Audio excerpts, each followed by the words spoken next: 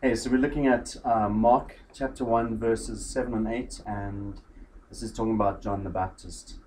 And this was his message. After me will come one more powerful than I, the thongs of whose sandals I am not worthy to stoop down and untie. I baptize you with water, but he will baptize you with the Holy Spirit. And we're just looking at this little thing of authority, which in Jesus is inherent. And so John the Baptist announces it in Jesus. He sees it and he says, this is the authority that's going to happen. And yet, when it comes to Jesus, it's not expected, it's not demanded, it's just the kind of authority that he walks in and who he is.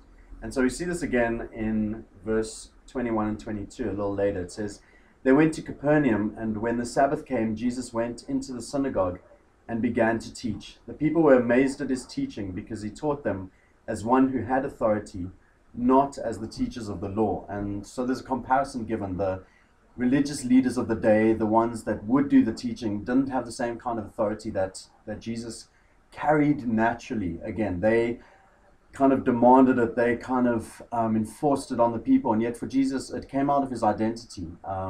It came out of who he was, his recognition that he was the Son of God.